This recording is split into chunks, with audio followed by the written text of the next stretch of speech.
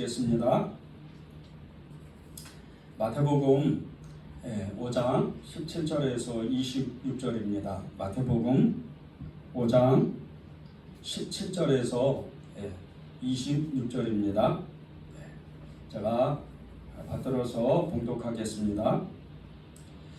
내가 율법이나 선지자를 폐하러 온 줄로 생각하지 말라.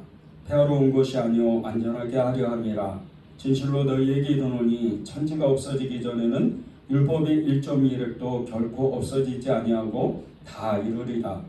그러므로 누구든지 이 계명 중에 지극히 작은 것 하나라도 버리고 또 그같이 사람을 가르치는 자는 천국에서 지극히 작다 일컬음을 받을 것이요 누구든지 이를 행하며 가르치는 자는 천국에서 크다 일컬음을 받으리라. 내가 너희에게 이르노니 너희의 의가 서기관과 바리새인보다 더 낫지 못하면 결코 천국에 들어가지 못하리라. 옛사람에게 말한 바 살인하지 말라. 누구든지 살인하면 심판을 받게 되리라 하였다는 것을 너희가 들었으나 나는 너희에게 이르노니 형제에게 노하는 자마다 심판을 받게 되고 형제에 대하여 나가라 하는 자는 공회에 잡혀가게 되고 미련한 놈이라 하는 자는 지옥불에 들어가게 되리라. 그러므로 예물을 제단에 드리려다가 거기서 내 형제에게 원망 들을 만한 일이 있는 것이 생각나거든 예물을 제단 앞에 두고 먼저 가서 형제와 화목하고 그 후에 와서 예물을 드리라. 너를 고발하는 자와 함께 길에 있을 때에 급히 사화하라. 그 고발하는 자가 너를 재판관에게 내어주고 재판관이 우리에게 내어주어 옥에 가둘까 염려하라. 진실로 내게 이르노니 내가 한 푼이라도 남김이 없이 다 갚기 전에는 결코 거기서 나오지 못하리라. 아멘. 하나님의 말씀입니다.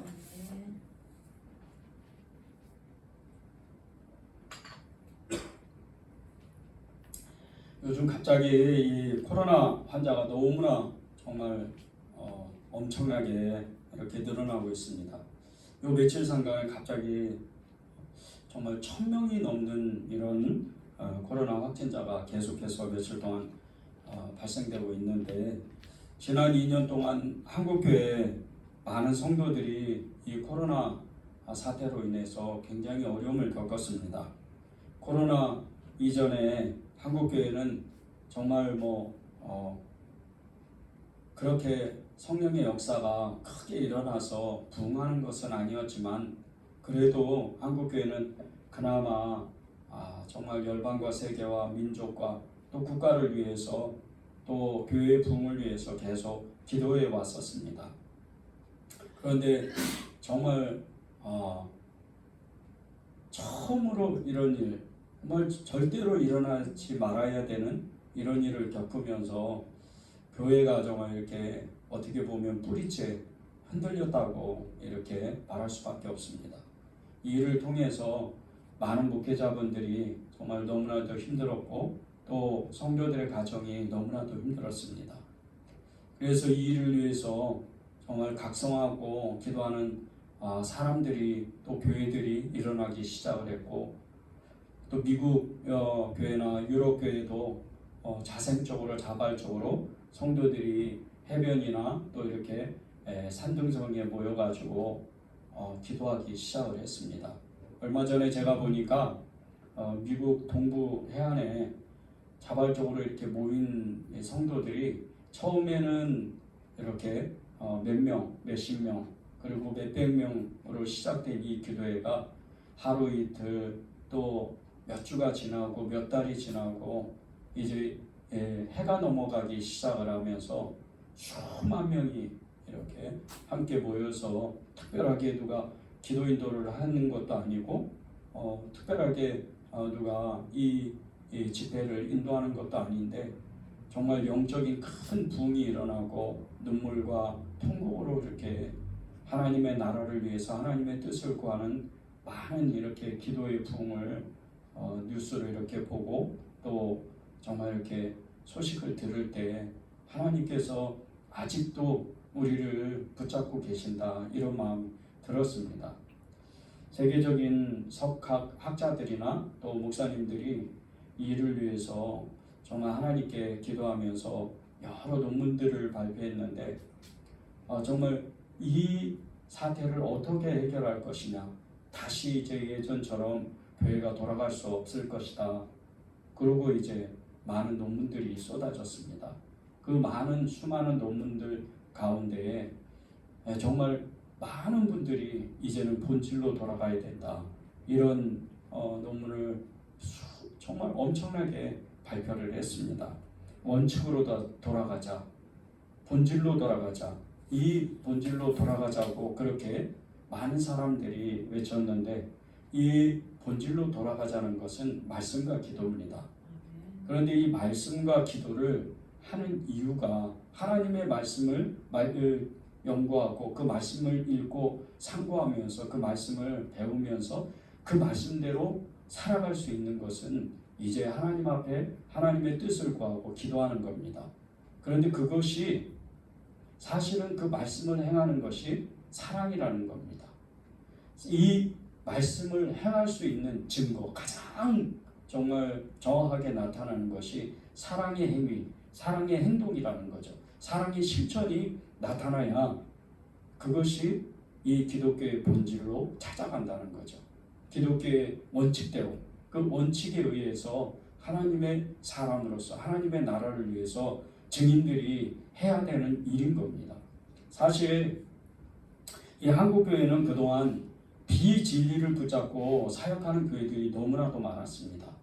목회자분들도 그랬고 성도들도 이 비성경적인 이 비진리를 붙잡고 정말 어떻게 보면 교회에서는 성도들을 선동을 하면서 정말 엑스타시 같은 이런 정말 이렇게 정말 그것이 하나님의 뜻일 수 있을까 싶을 정도로 너무나 이렇게 기복적인 이런 집회들과 그리고 또 정말 그 집회 한 번으로 마치 하나님의 나라를 완전히 그 나라의 문을 열고 하나님의 뜻을 구하겠다고 구해야 되겠다고 그렇게 외치는 그런 집회들이 너무나도 많았습니다. 그러나 그런 모든 비성경적인 이 비진리를 붙잡고 했던 모든 사역들 가운데 지금 이 한국교회가 그런 비논리와 또 비성경적인 이 정말 진리를 붙잡고 진행해왔던 이 수십 년 동안의 한국교회의 이 결과는 많은 이단이 생겼고 많은 교회가 혼란을 겪었습니다. 성도들이 그것이 믿음인지도 모르고 그것이 정말 거짓 믿음인지도 모르고 너무나 엉뚱한 것에 마음이 팔리고 생각이 정말 이렇게 치우쳐져서 어떤 교회에서는 어떤 방언을 하지 않으면 그것이 성령 받은 증거가 아니다. 어떤 교회에서는 정말 이제 주님이 오실 날이 가까웠으니까 우리가 초점을 맞춰서 어떤 일을 해야 된다. 이런 교회들이 너무나도 많이 생겼습니다. 성도들의 삶도 사랑을 실천하기보다 말씀대로 살기보다는 집안일을 다 젖혀두고 그리고 정말 형제들에게 가족들에게 부모님들에게 너무나도 인색한 그런 모습으로 살면서도 자기는 믿음이 있다고 그렇게 그런 일들을 하고 집회를 쫓아가고 그렇게 비성경적인 왜곡적인 이런 삶을 그동안 살았기 때문에 이 한국교회가 서서히 우리도 모르는 사이에 무너지기 시작을 한 겁니다. 저도 그렇고 여러분도 그렇고 지금 우리가 붙잡아야 되는 것은 말씀과 기도입니다. 이 말씀과 기도를 붙잡을 때 우리는 우리 안에 계신 예수 그리스도 하나님은 사랑이라 말씀하셨는데 그 사랑의 사람이 되고 사랑의 전령자가 되고 사랑을 전해주는 사람이 될 수가 있다는 겁니다. 예수 믿으면 복이 와요. 이런 말을 하면서 복음을 전하고 또 설교를 하고 이런 번영 신학적인 불확실한 이 미래를 어두운 그 미래로 만들어서 두려운 어떤 미래 불확실한 그 미래를 측정하면서 일부 목회자들은 영적인 권위를 행하고 정말 이상한 논리로 성도들의 마음을 사로잡았습니다. 정말 이것을 이제 끝내야 될 때고, 이제는 정말 하나님이 말씀과 기도, 성령의 역사만 일어나는, 그 성령의 역사는 다른 게 아닙니다. 그 성령의 증거는 딱 하나입니다. 말씀대로 사느냐, 그 말씀이 사랑으로 표가 나타나느냐, 증거가 되느냐, 그겁니다. 여러분도 저도 사랑이 나타나지 않고, 사랑의 수고와 사랑의 섬김이, 사랑의 그 행동이 나타나지 않는다면 우리는 아직까지 예수님을 깊이 알지 못하는 겁니다. 이 한국교회가 무너져 갔던 일이 성경 그 말씀, 하나님의 말씀을 잘못 이해한 결과라는 거예요. 우리가 이것을 정확하게 알고 이제부터는 하나님의 그 말씀을 정확하게 붙잡아야 됩니다. 오늘 이스라엘 사람들이 하나님 앞에 나와서 정말 하나님이 예수님께서 행하시는 모든 일들, 그 예수님이 행하셨던 일들을 많은 사람들이 오해를 했습니다. 그래서 예수님께서 이 이스라엘 사람들을 향해서 그렇게 말씀을 하신 겁니다. 내가 율법이나 선지자를 폐하러 온 줄로 생각하지 말라. 폐하러 온 것이 아니요 완전하게 하려 함이라고 마태복음 5장 17절에 말씀하신 겁니다. 예수님은 이 땅에 오실 때 선지자들을 통해서 또 하나님의 그 사람들을 통해서 기록된 이 율법의 말씀을 폐하러 오신 게 아니라는 거예요. 그것을 오히려 완성을 하려고 오셨다는 거예요. 그 율법이 도대체 뭐냐는 거죠. 이스라엘 사람들이 붙잡았던 이 율법, 그렇게 소중하게 여겼던 이 율법, 예수님이 말씀하시는 이 율법은 어떤 것이며, 이스라엘 사람들이 알고 있던 이 율법과 예수님이 말씀하시는 이 율법의 차이는 도대체 무엇이냐는 거죠. 예수님이 말씀하셨죠. 내가 율법이나 선지자를 폐하러 온 줄로 생각하지 말라. 폐하러 온 것이 아니요 완전하게 하려 한다고 말씀하셨어요. 그런데 이 완전하게 하려고 예수님께서 이 땅에 오셨는데, 이 이스라엘 지도자들, 특별히 율법 교사들이나 서기관들, 대제사장의 무리들, 바리새인들, 이 사람들은 예수님이 자기들이 알고 있는 그 율법의 말씀과 같이 안식일에 하지 말아야 되는 일들, 그런 일들을 예수님이 주로 했다는 거예요. 그래서 색안경을 끼고 많은 오해를 붙잡고 오해를 하면서 예수님을 공격한 겁니다. 이 율법을 지키지 않아서, 이 안식일을 지키지 않아서 예수님과 유대인 사이에는 지금 정말 원수 같은 시간이 된 거죠. 그런데 이 유대인의 지도자들은 예수님이 정확하게 안식일날 무엇을 했는지를 그것을 보지 않고 안식일날 율법을 어겼다는 것만 계속해서 이야기를 하고 그것이 계속해서 그것을 정죄했던 겁니다.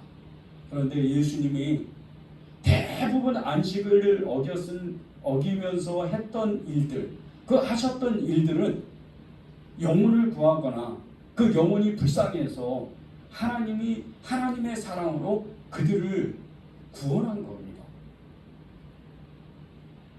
정말 나면서부터 걷지 못하는 사람을 예수님이 그를 치료해주고, 맹인을 치유해주고, 나병 환자를 치유해주고, 그리고 손 많은 사람을 치유해주고, 이런 사람들을 고쳐주는 일이 하나님의 사랑이 아니면 무엇입니까?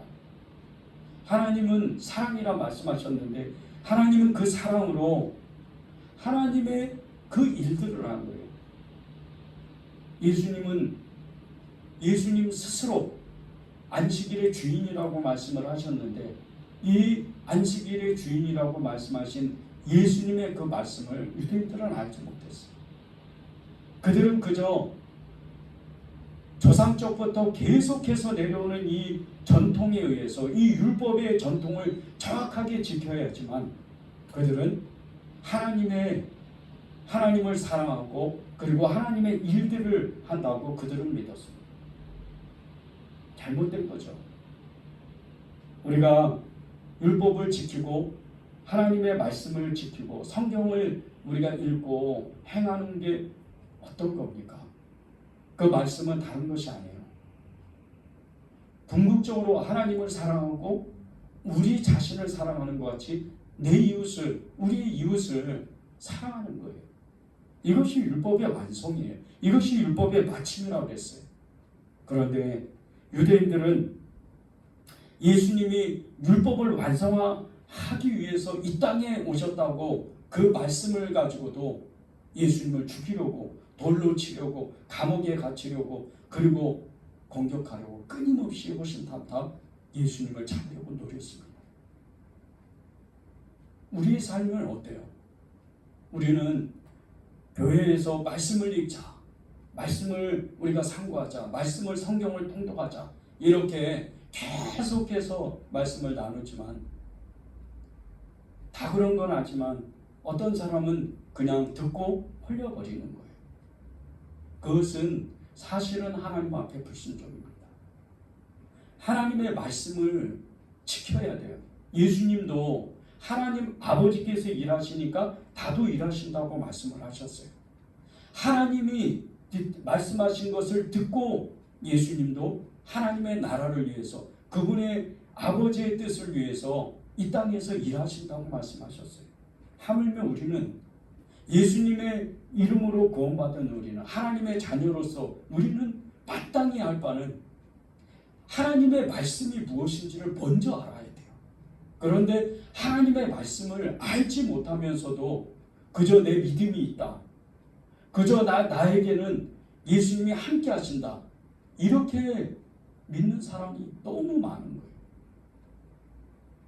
그렇기 때문에 이 한국교회가 계속해서 비논리, 비진리, 비성경적인 이 거짓 믿음에 사로잡히게 된 거예요. 그래서 정말 불과 30년 전이죠. 예수님이 오신다더라. 몇월 며칠, 몇 년 몇월 며칠에 어느 날 밤에 오신다더라. 일반 TV 뉴스도 막 엄청나게 그냥 방송국에 이 기자들이 몰려와서 정말 예수님이 오시는지 그것을 이렇게 취재하는 그런 일들까지 있었어요. 근데 결국 어떻게 됐죠? 예수님 안 오셨어요. 비성경적인 걸 붙잡으니까 거기에 치우치고 그것을 주장했던 그 사람의 그 말 한마디에 사람들의 마음이 그냥 녹아버리고 불안과 공포에 휩싸여가지고 그냥 쩔쩔매는 거예요. 말씀을 정확하게 알면요, 하나님 앞에 우리가 두려워하는 게 뭔지 아십니까? 우리가 하나님을 경외하는 게 뭔지 아십니까? 그것은 하나님이 살아계시고 나를 사랑하시고 전능하시고 무소부재하신 만유의 주 되신 천지 창조주 되신 그분이기 때문에 우리가 두려워하고 그분을 경외하는 거예요. 무서워하는 게 아니에요. 우리 안에 죄가 있으면 하나님 앞에 말씀이 우리를 기도케 하시고 회개케 하시고 성령의 감동하심으로 하나님 앞에 꿇어 엎드려서 통곡하며 애통하며 하나님을 사랑하지 못했던 것을 우리가 회개하는 거예요. 이게 말씀인 거예요. 이게 하나님을 사랑하는 거예요. 율법이 무엇이에요? 하나님이 이 땅에서 이스라엘 백성들이 하나님을 믿는 이 사람들이 하나님을 떠날까봐, 하나님을 믿지 못할까봐 하나님께서 그들을 사랑해서 율법을 정해 주신 거예요. 그 율법이 하나님을 사랑하는 방법이었기 때문에, 하나님을 사랑해야 되기 때문에, 하나님을 알아야 되기 때문에 그들에게 율법을 주신 거예요. 그런데 오늘 말씀과 같이 이 유대인들이 어떻게 돼요? 유대인들이 결국은 그들이 붙잡았던, 그들이 정말 하나님 앞에 하나님의 말씀으로 전심으로 살지 못했어요. 왜 그런지 아십니까? 이들은 하나님이 주신 이 율법을 처음에는 그렇지는 않았지만 나중에는 그냥 머리로만 가지고 있었던 거예요. 머리로만 알고 있었던 거예요. 그러니까 말씀을 행하지를 못해요. 말씀을, 그게 하나님의 말씀이고 하나님이신 것을 알지 못하니까 이 유대인들이 그 말씀을 온전히 붙잡지 못하는 거예요. 말씀대로 살지 못하는 거예요. 유대인들 중에도 다 그런 건 아니지만 정말 말씀을 온전히 행하는 사람들이 있었어요. 일부의 사람들이. 부자 청년이 그렇죠. 이 부자 청년이 하나님 앞에 나왔을 때 하나님의 말씀을, 정말 이 율법을 정확하게 지킨 사람이에요. 너무나 이 사람을 사랑했던 예수님께서 어떻게 하셨어요? 율법을 다 지켰으니까 이 사람이 하나님을 사랑하는가 보다. 그래서 예수님이 그 청년을 사랑했다 그랬어요. 사랑하며 하시면서 이렇게 권면을 한 거예요. 이렇게 제안을 한 거예요. 네가 정말 이 율법을 다 지켜서 너는 정말 훌륭한 사람이다. 그런데 한 가지만 더 하면 좋겠다. 그것은 네가 가지고 있는 재산을 가난한 사람에게 다 나눠주고 너는 나를 따라올래? 내 제자가 될래? 그렇게 말씀하셨어요. 근데 이 부자 청년 근심하고 예수님을 떠나잖아요. 왜 그런지 아세요? 율법을 다 행하고 하나님을 사랑했어요. 첫 번째 계명, 이 신명기 6장 말씀은 이 사람이 완전히 행한 사람이에요. 그런데 두 번째 예수님 말씀하신 거, 내 이웃을 내 몸과 같이 사랑하라. 가난한 자에게 다 네 재산을 나눠주면 너는 그것을 완성할 수가 있는 거예요. 그런데 그것이 안 되는 거예요. 다른 사람, 가난한 사람, 이런 사람을 사랑할 수가 없는 거예요. 이 사람은 율법의 반만 행한 거예요. 예수님이 이렇게 정말 많은 사람들이 율법을 행하고, 특별히 율법 교사들, 서기관들, 바리새인들, 바리새인이요 대단한 사람들이에요. 이 사람들은 율법이 아니면 살 수가 없는 사람이에요. 예수님이 정말 사랑하셨던 이 사도 바울, 이 사도 바울은요 가말리엘 문파에서 수제자 중에 수제자예요. 엄청난 가문이에요. 믿음의 가문. 이 율법 교사들의 그 가문 중에서. 그러니 율법을 1.1획도 떨어뜨리지 아니하고 완전히 행하는 사람이에요. 그런 이 바울도 하나님을 사랑했지만 이웃을 사랑하지 못해서 예수님의 제자들, 예수님을 믿는 성도들을 처음에는 잡아 죽였던 사람. 한 가지는 실천하는데 또 한 가지는 실천을 못하는 거예요. 하나님의 율법을 제대로 알지 못하는 거예요. 그래서 하나님께서 내가 율법을 완성하러 이 땅에 왔다고 말씀하시는 거예요. 그런데 이 율법을 완성하러 오신 이 예수님께서 어떻게 해요? 5장, 마태복음 5장 18절 보십시오. 진실로 너희에게 이르노니 천지가 없어지기 전에는 율법의 1.1획도 결코 없어지지 아니하고 다 이루리라. 예수님은 실제적으로 예수님에 대한, 그 예수님 스스로 자신에 대한 모든 율법, 그 예언의 말씀을 끝까지 십자가에서 완전히 이루고 다 이루었다고 숨을 거두셔요. 이렇게 완전하게 1.1획도 떨어뜨리지 아니하고 완전하게 하나님을 사랑하고 이웃을 사랑하는 그런 말씀을 완전히 이루신 거예요. 저와 여러분은 예수님의 제자들이에요. 하나님의 자녀들입니다. 예수님의 사람들이에요. 그러면 우리도 그분을 쫓아서 예수님처럼, 예수님이 행하셨던 것처럼, 예수님이 사셨던 것처럼 그렇게 살아야 돼요. 하나님이 그것을 위해서 우리를 부르신 거예요. 나는 할 수 없어. 나는 말씀도 모르는데. 그럼 말씀을 읽으십시오. 나는 믿음이 없는데 믿음이 있을 때까지 구하고 찾고 두드리는 거예요. 계속 기도하는 거예요. 믿음을 달라고. 주님께 강청하는 사람, 주님께 기도하는 사람, 주님께 매달리는 사람은 믿음이 생겨요. 여러분이 안 하니까 그러죠.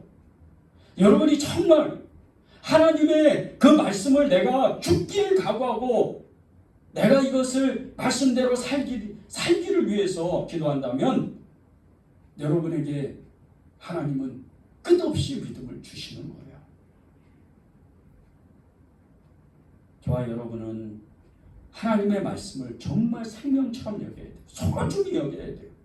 이 말씀을 하나님의 말씀이라면 그 어떤 것도 다 뛰어넘어서 오직 예수 그리스도 그분의 말씀에 순종하기를 결단해야 돼요.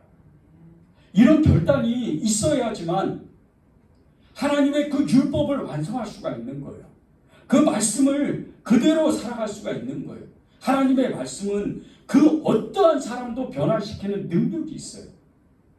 여러분이 순종하기로만 결단하면 하나님은 기적을 일으키는 거예요. 오늘 아침에 해가 동쪽에서 떠서 서쪽으로 지는 것이 기적일 수도 있죠. 그런데 그보다 더 큰 기적이 무엇인 줄 아십니까? 사람 마음이 바뀌는 거예요. 오늘 죽은 자가 일어나고 못 고칠 병이 고쳐질 수도 있어요. 자연을 정말 막는, 자연을 거스르는 기도도 할 수 있어요. 여호수아처럼. 그러나 그것도 기적이지만 그보다 더 큰 기적은 내 마음이 바뀌는 거예요. 내 마음은 어느 누구도 바꿀 수 없어요. 오직 예수님이에요. 그분께 내가 결단하기로, 그분의 말씀을 순종하기로 내가 결단한다면 오늘 나에게 기적이 일어나는 거예요. 율법이 완성되는 거예요. 하나님의 말씀이 얼마나 강력한지 보십시오. 김성환 목사님이라는 분이 계세요. 이분이 경북대를 졸업하고 교사를 이렇게 교사 생활을 잠깐 하다가 자기가 이제 어느 날 깨달음이 있어서 뜻한 바가 있어가지고 머리를 깎았어요. 그리고 산속에 들어가서 스님이 됐어요.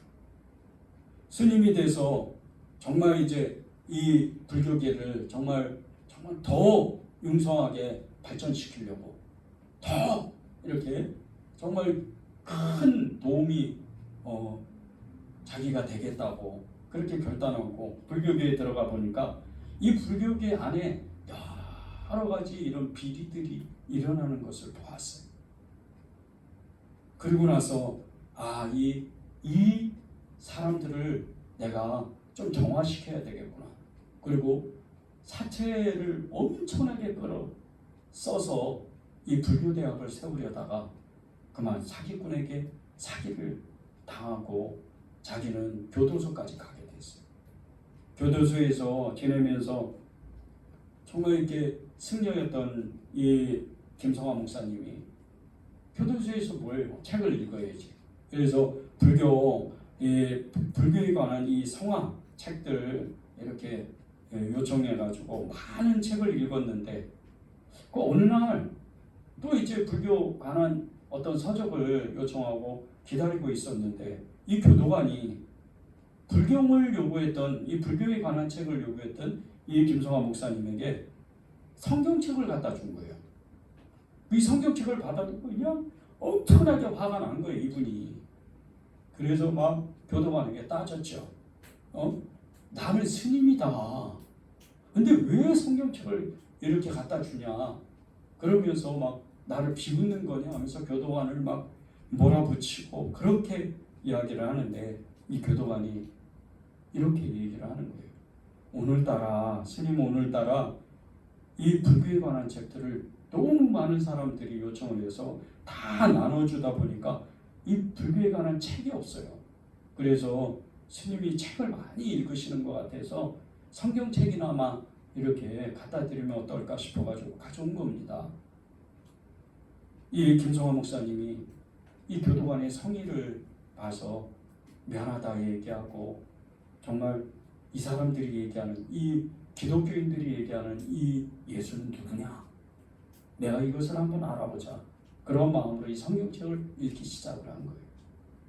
하루가 지나고 이틀이 지나고 이 성경을 쭉 읽다가 어느 날 정말 성경의 그 성경 속의 이야기 가운데 자기 자신이 정말 큰 충격을 받았어요. 그것이 누가복음 7장에 나오는 사건인데, 이 나인성, 예수님이 나인성을 지나가실 때 한 가부가 자기 아들이 이 죽은 것을, 이 장사 지내는 것을 따라오면서 우는 모습을 보고 예수님께서 상여를 붙잡고 청년아 내가 네게 말하노니 일어나라. 이 말씀에 청년이 살아나는 그 장면을 보고 너무나 깜짝 놀란 거예요. 이 김성환 목사님이 되시기 전에 누구였죠? 스님이었어요. 근데 이 스님이었을 때 얼마나 책을 많이 읽었는지 불경에도 이 나인성의 과부와 같은 이야기가 있다는 것을 알게 됐어요.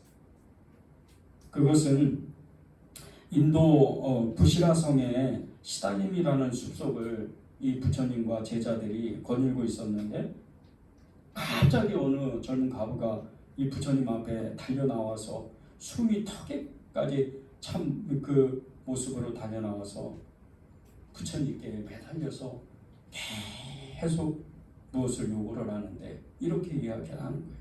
부처님, 제 아들이 하나밖에 없는 아들이 죽었습니다. 제 아들을 살려주십시오. 하나밖에 없는 아들입니다. 이렇게 부처님께 요구를 했는데, 부처님이 그 젊은 과부에게 이렇게 이야기를 했어요. 너는 지금 저 아래 마을에 가서 한 번도 죽은 사람이 한 번도 그 집안에 죽은 사람이 없는 집을 찾아서 쌀을 한 줌 얻어다가 미음을 끓여서 먹으면 네가 살 거야. 그래서 이 과부는 너무 기쁜 나머지 동네로 내려가서 이제 하루 종일 그 마을을 돌아다니면서 이 집집마다 한 번도 죽은 사람이 없는 그 가정을 찾아서 하루 종일 다녔는데 찾지를 못한 거예요. 그리고 지친 몸으로 부처님 앞에 나와서 제가 그런 집을 못 찾았습니다.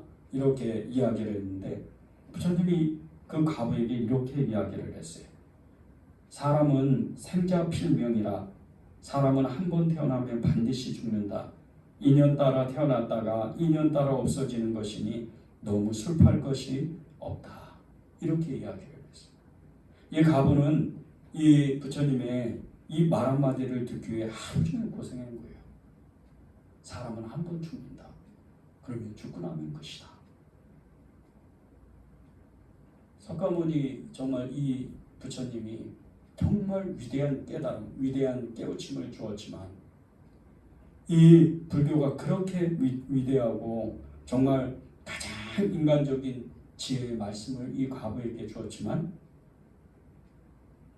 결국은 그 아들이 돌아오지는 못했던 거예요. 이 사건을 이 김성환 목사님이 깨닫고 순간적으로 자기가 정말 예수님이 어떤 분인지, 하나님이 얼마나 사람을 사랑하는지에 대해서 알게 됐다는 거예요.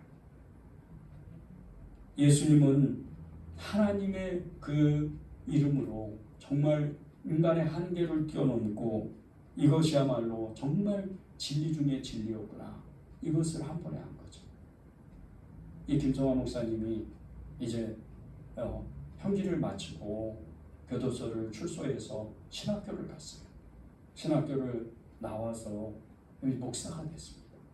그리고 이제 전국을 돌아다니면서 많은 성도들을 깨우고 정말 하나님의 말씀이 무엇인지, 하나님의 진리가 무엇인지, 하나님의 사랑이 무엇인지, 예수님이 누구신지를 정말 많은 사람들에게 전하면서 수많은 성도들의 그 영적인 그 상태를 깨우고 또 그들에게 믿음을 정말 도전하는 그런 목사님이 됐어요.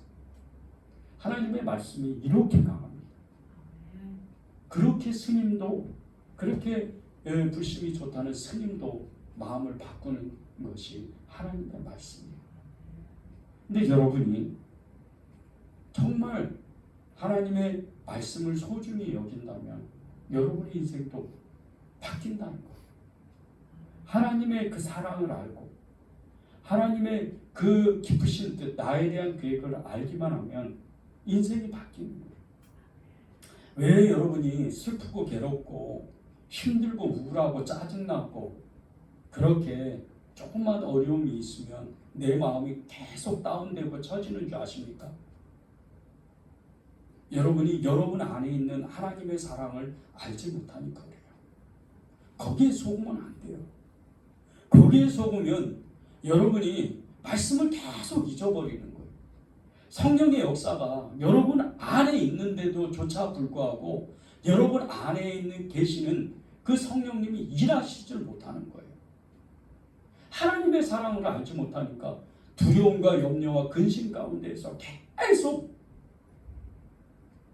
문제 그 너머의 문제를 그 다루시는 하나님을 보는 눈이 열리실 수가 없어요. 그 문제 앞에 태산과 같은 그 문제 앞에서 쩔쩔매는 거예요. 하나님은 살아계시다. 이 말씀을 정말 여러분이 믿는다면, 이 말씀이 정말 사실이라면, 이 말씀이 정말 하나님이시라면 여러분이 그 어떠한 일이 있다 하더라도 흔들리지가 않는 거예요. 말씀이 왜 사람을 변화시켜요? 말씀이 왜 우리의 믿음을 변화시킵니까? 말씀은 생명이고 말씀은 하나님이시기 때문이에요. 왜 예수님께서 율법을 완성하신다 그래요? 완성하러 오셨다고 왜 말씀을 하셔요? 우린 지금 산상수훈의 말씀을 계속 이어가고 있어요.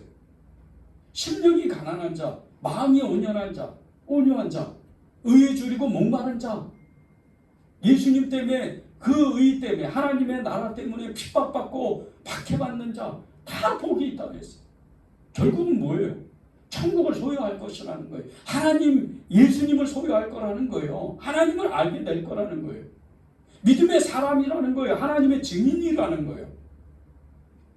그런데 말씀을 내가 그냥 지식으로 알고 있기 때문에, 율법이 그냥 율법에 매여 있기 때문에 쩔쩔매는 겁니다. 율법을 뛰어넘어야 돼요. 율법을 완성하려면 그 율법이 말하는, 유대인들이 말하는 율법이 아니고 예수님이 말씀하시는 그 율법을 완성하러 왔다. 이것을 정확하게 알아야 돼요. 그것이 사랑이에요. 고린도 교회요, 많은 지식과 있고 능력이 있었어요. 이 고린도 교회 성도들은 은사가 너무 풍성했어요. 예수님을 믿자마자 죽은 자도 일으키고 병 고치고 예언하고 방언을 막 그냥 길거리에 가면서도 방언을 하는 거예요. 너무나 엄청난 은사들이 있었어요. 지혜는 말할 것도 없죠. 정말 엄청난 지혜를 가지고 있었어요. 부자들도 많았어요. 그런 고린도 교회가 사랑이 없으니까 아볼로 파냐, 베드로 파냐, 바울 파냐, 예수 파냐 이러면서 교회가 분란이 일어나고 싸움이 일어나고 사랑이 없으니까. 이것을 알고 바울 사도가 너무 안타까운 마음이, 너네들이 그렇게 예수님을 믿고 예수님을 찾고 예수님의 사람으로 사는 건 좋은데 한 가지 빠졌다. 사랑이다. 사랑이 빠졌어. 그래서 고린도전서 13장에 사랑장이라고 그랬죠. 찬송으로도 나오고 많이 우리가 말씀을 즐겨 읽잖아요. 이 사랑을 강조한 거예요. 보십시오. 이 사랑이 무엇입니까? 고린도전서 13장 13절입니다.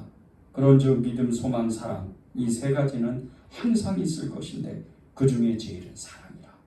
믿음도 있고 소망도 있고 사랑도 있는데 끝까지 마지막으로 성도가 간직해야 되는 건 믿음이 아니에요. 소망이 아니에요. 사랑만 있으면 믿음도 있는 거고 소망도 있는 거고 결국은 천국 간다는 거예요. 믿음이 뭔지 아십니까? 사랑이에요. 소망, 천국 소망이 뭔지 아십니까? 하나님에 대한 사랑이에요. 하나님에 대한 사랑을 고백하는 거예요. 율법의 마침이 사랑이라는 거예요. 바리새인과 율법 교사들이 제일 안 되는 것이 이 사랑이었어요. 예수님이 이 유대인들을 향해서, 사랑이 없는 이 유대인들을 향해서 예를 두 가지로 듭니다. 그게 21절 이하에 26절까지 계속 나와요. 첫 번째는 살인죄에 대한 예화이고요. 두 번째는 형제우애예요. 22절 1절 22절에 보면요, 그 살인죄가 어떤 죄인 것에 대해서 나오는데 유대인들이 깜짝 놀랄 정도로 그 살인한 이 살인죄가 얼마나 정말 깊고 세밀한지에 대해서 세 가지로 말씀하셔요. 우리가 이 21절, 22절을 한번 읽어보면 좋겠어요. 제가 읽어드리겠습니다. 옛사람에게 말한 바 살인하지 말라. 누구든지 살인하면 심판을 받게 되리라 했다는 것을 너희가 들었으나 나는 너희에게 이르노니 형제에게 노하는 자마다 심판을 받게 되고 형제에 대하여 나가라 하는 자는 공회에 잡혀가게 되고 미련한 놈이라 하는 자는 지옥불에 들어간다 그랬어요. 근데 이 세 가지가, 첫 번째가 형제를 욕하는 사람, 이 사람이 살인죄라는 거예요. 두 번째요, 형제를 어리석다, 나가라는 그 말이요, 어리석다는 말이에요. 그러니까 형제를 어리석다고 말하는 사람, 그것이 살인죄라는 거예요. 세 번째 보십시오, 형제를 미련하다고 말하는 사람. 우리가 당신은 어리석어, 당신 미련한 사람이야, 뭐 욕하는 건 조금 이제 강도가 있죠. 근데 뒤에 두 가지, 세 가지에 나오는 게, 두 번째, 세 번째 나오는 게, 당신 어리석은 사람이야, 당신 정말 미련한 사람이, 이러는데 그게 살인죄 같으세요? 우리 그렇게 생각 안 하잖아요. 근데 예수님은 정말 엄청나게 높은 이 성도들의 기준치가 있다는 거예요. 여러분이 형제에게요, 당신 비련해, 이렇게 그냥 쓸데없이 이렇게 그냥 아무렇지도 않게 얘기를 하면 그거 살인죄예요. 예수님께는 정말 이렇게 유대인들이 그렇게 율법을 잘 지킨다고 말했지만 예수님이 산상수훈에서 말씀하신 예수님의 그 말씀은 더욱더 높아요. 기준이. 또 보세요. 그 뒤에 23절에서 25절까지 보면요, 그 형제의 우애에 대해서 나와요. 이것도 살인죄라는 거예요. 두 사람이 길을 가다가 서로 마음이 불편했어요. 그런데 화해하지 않으면 그게 살인죄가 된다는 거예요. 형제를 정말 사랑해야 된다는 거예요. 형제하고 걸림이 없어야 돼요. 26절 보세요. 진실로 진실로 내게 이르노니 내가 한 푼이라도 남김이 없이 다 갚기 전에는 결코 거기서 나오지 못하리라. 형제를 사랑하지 않고 형제와 화해하지 않으면 감옥에 갇히게 되는데 한 푼이라도 갚지 않으면 거기서 절대 못 나온다는 거예요. 형제를 사랑해요.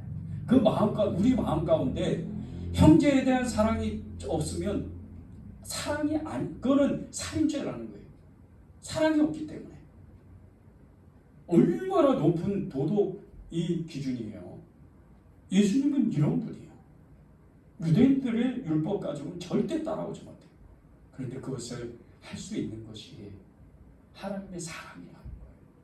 하나님을 사랑하고 정말 죽기를 사랑하면요, 이웃을 사랑 안 할 수가 없어요.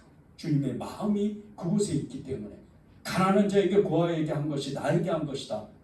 그 가난한 자에게 나의 마음이 있다고, 나의 눈이 있다고 그랬어요. 여러분이 왜 가난한 사람을 사랑하고 왜 이웃을 사랑해야 되는지 아십니까? 그것이 하나님을 사랑하는 척도이기 때문이에요. 이웃을 사랑하세요. 가난한 사람을 사랑하고, 가난하지 않아도 여러분의 이웃을 사랑해야 돼요. 예수님을 믿는 사람들이기 때문이에요. 왜 그런데 우리는 형제들을, 다른 사람을 왜 사랑하지 못할까요? 왜 다른 사람에 대해서 그렇게 사랑을 표현하지 못하고 왜 그렇게 살까요? 사랑의 본질을 제대로 알지를 못하는 거예요. 고린도전서 15장 4절에서 7절 제가 읽어드리겠습니다. 사랑은 오래 참고 사랑은 온유하며 시기하지 아니하며 사랑은 자랑하지 아니하며 교만하지 아니하며 무례히 행하지 아니하며 자기의 유익을 구하지 아니하며 성내지 아니하며 악한 것을 생각하지 아니하며 불의를 기뻐하지 아니하며 진리와 함께 기뻐하고 모든 것을 참으며 모든 것을 믿으며 모든 것을 바라며 모든 것을 견디느니라. 이 말씀대로 그대로 하면 돼요. 하나님의 예수님의 그 말씀의 율법은 이거예요. 사랑의 본질을 찾아가는 거예요. 보십시오. 사랑은 오래 참는데요. 사랑은 온유하대요. 시기하지 않는답니다. 사랑은 자랑하지도 않고 교만하지도 않고 무례히 행하지도 않아요.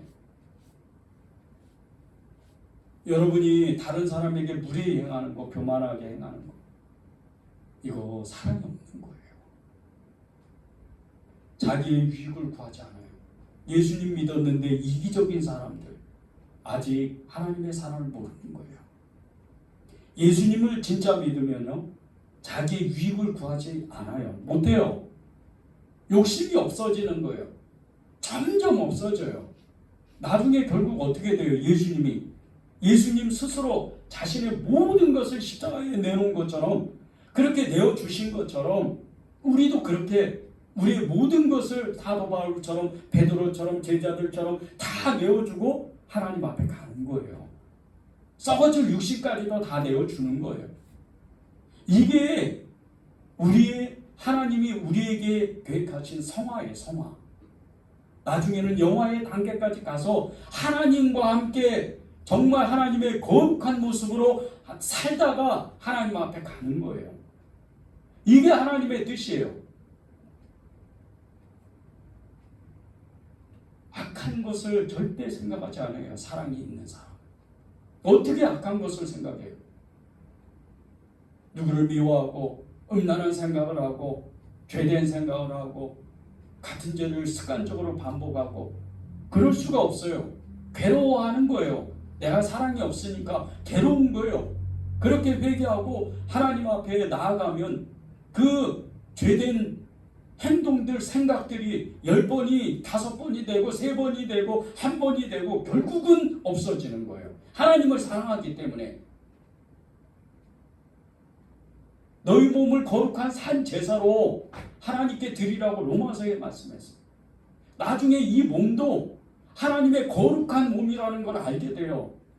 그래서 자기 몸에 죄를 쌓지 못하는 거예요. 하나님을 사랑하니까.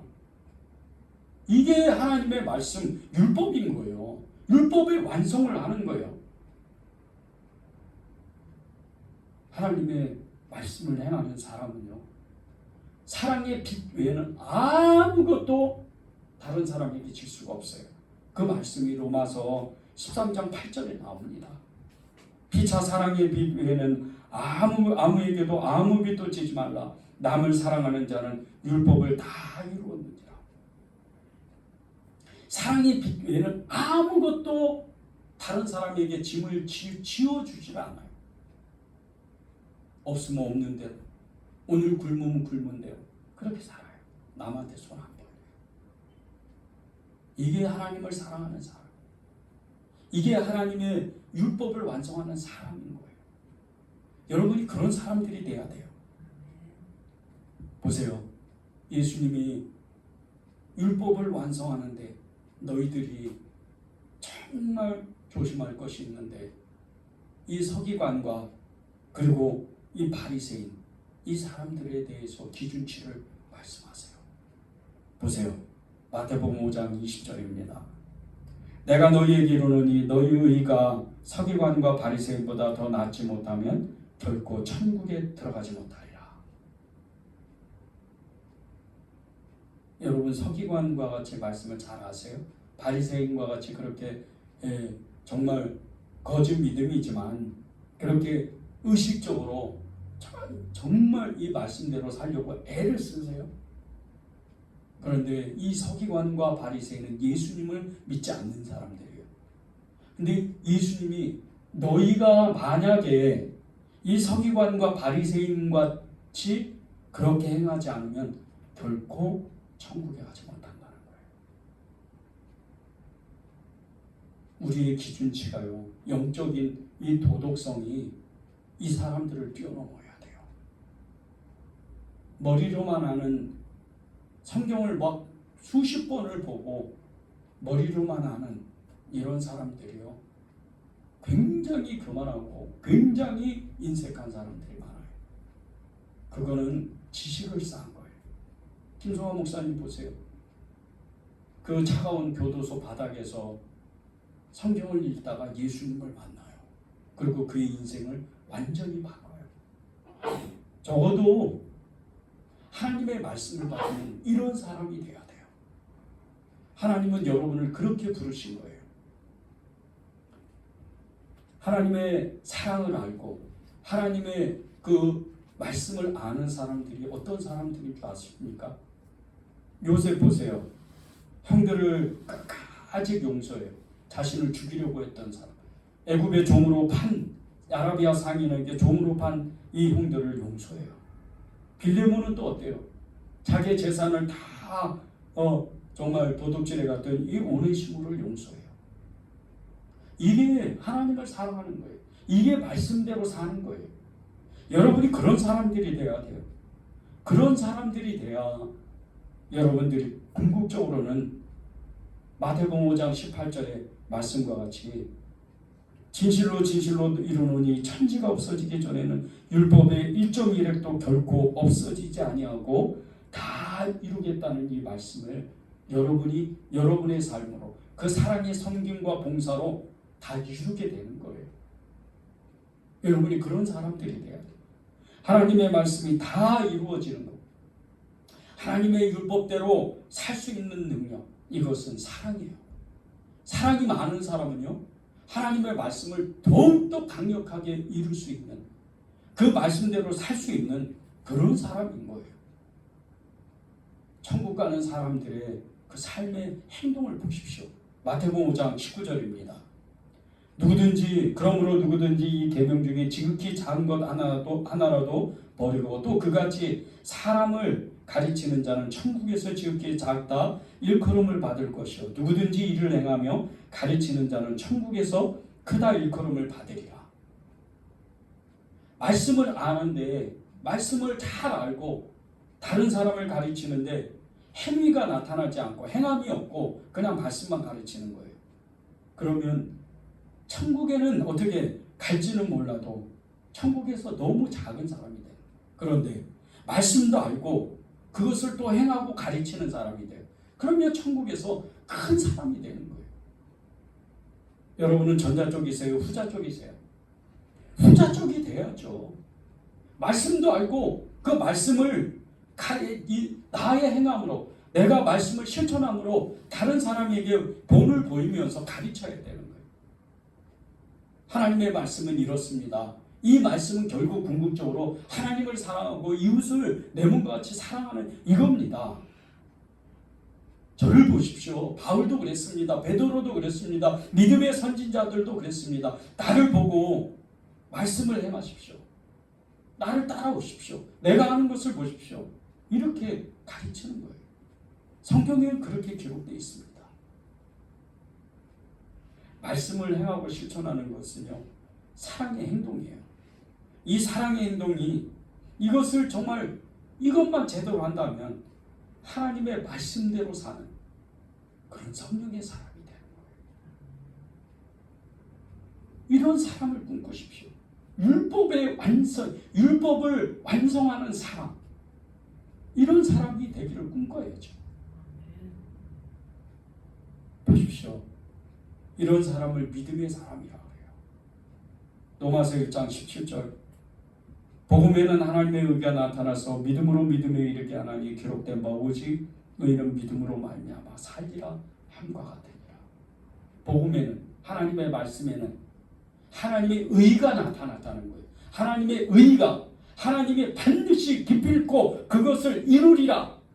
그 의가 나타난다는 거예요. 근데 그것을 믿음으로 취한 사람은 믿음으로 말미암아 살 수 있다는 거예요. 하나님의 사랑이 내게 있다. 하나님의 사랑이 내게 부어졌다. 그것을 믿는 사람, 하나님의 의가 반드시 이룰 것이다. 그것을 믿는 사람은 하나님의 그 사랑을 그대로 드러내고 살 수 있다는 거예요. 이게 믿음의 사람. 이게 율법을 완성하는 사람, 이게 하나님의 그 증인으로 살 수 있는 사람인 거예요. 여러분이 이 말씀을 그대로 나의 영혼육이 그대로 받아들이기만 하면, 그대로 내가 결단하기만 하면, 실천하기로 내가 오늘 결심하기만 하면, 여러분의 이 말씀이 그대로 여러분의 삶 가운데에서 이루어질 수가 있어요. 그런 은혜가 이 한 주간 동안 여러분의 삶 가운데에서 정말 완전히 이루어지도록 그렇게 간절히 정말 축원합니다.